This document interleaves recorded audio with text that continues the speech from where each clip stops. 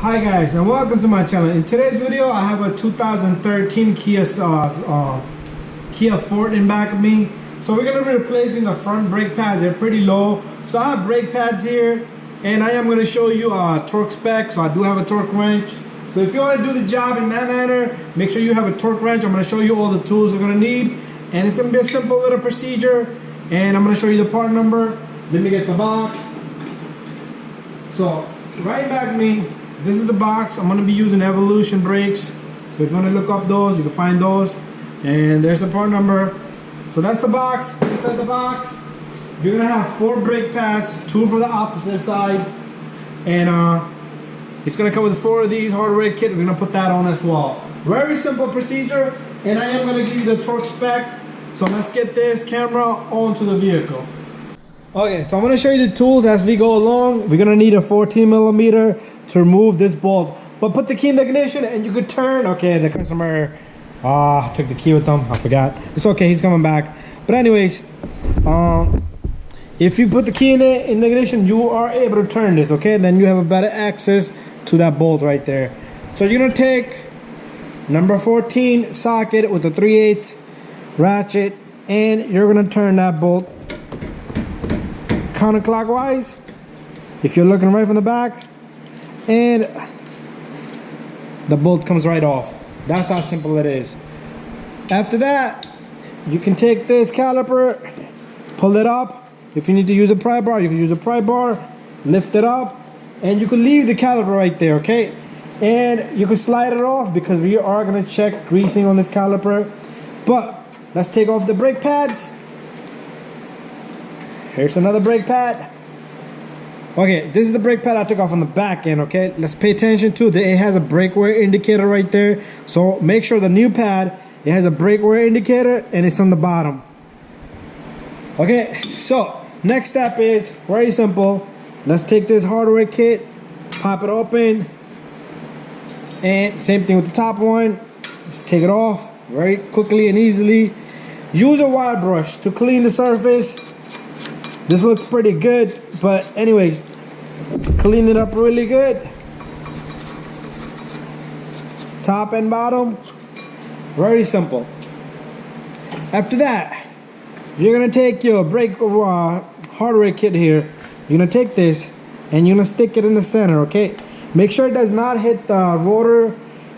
And to check that, what you're gonna do is, let me just try to get this perfectly evened out. There you go, one side is in and the other side is in. Okay, and we're gonna do the same thing for the top one. So you see these little grooves right here, this little piece right here, it sits in the center so it doesn't touch the disc. So do the same thing here. Alright, so what I'm gonna do is I'm gonna take my old brake pad and I'm gonna just tap it gently. Tap it up. Okay, the other side came out. Okay, just try to center it, okay? As long as you can center it, everything should go in. Look at that, perfect. Okay, after that, remember, the brake pad with the sensor goes in the back, in the bottom, and your brake pad should slide in smoothly. If you need to check, you have to push back on this tab here so your brake pad can go in. So I'm gonna have to get that from the back, but let me show you the front one here.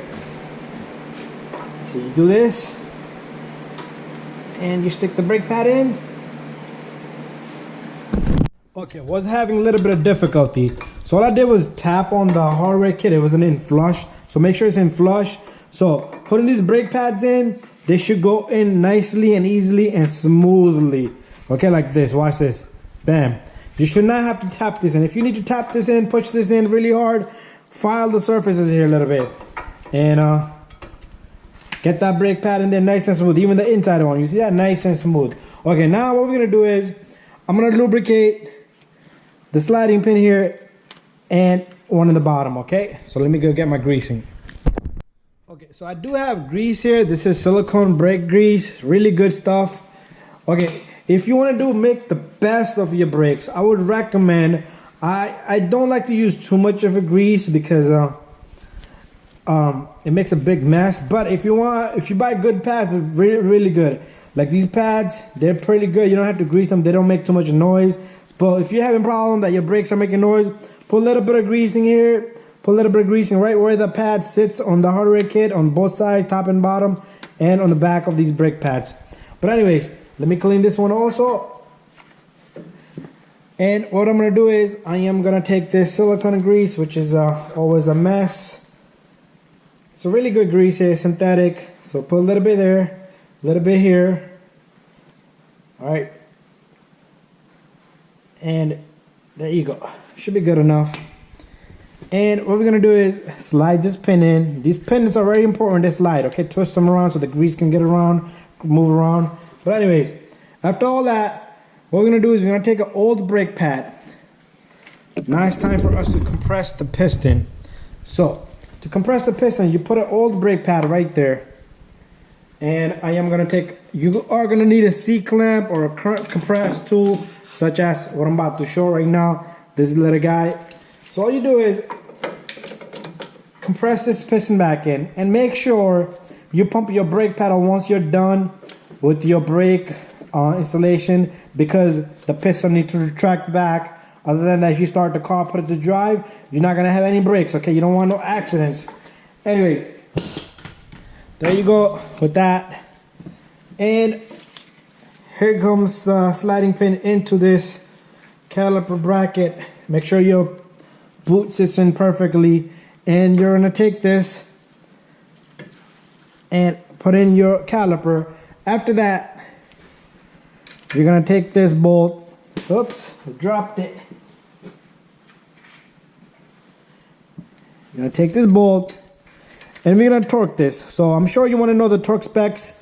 You see how this turns in the back? So if it turns, you do need to hold it with something. Other than that, you should be good. So let me get some tools and I'm gonna show you the torque specs. All right guys, so to torque this, we're gonna do a 25 foot-pound. So we have our torque wrench right there set to 20, and we're gonna go to 0. Let's go to 0. All right, right now it's on 20 exactly. So what we're gonna do is we're gonna go 1, 2, 3, 4, and watch how it clicks on the 5. There you go, 25. So it's on 25. This is a 3/8 torque wrench. I'm using a Gear Wrench brand. So what I'm gonna do is I'm gonna take that 14mm socket, install it here, and we're gonna torque this to 25 foot-pound. So let's see if I can get down here. If the bolt inside moves, make sure you hold it with like a 17mm. All right, so here comes the click.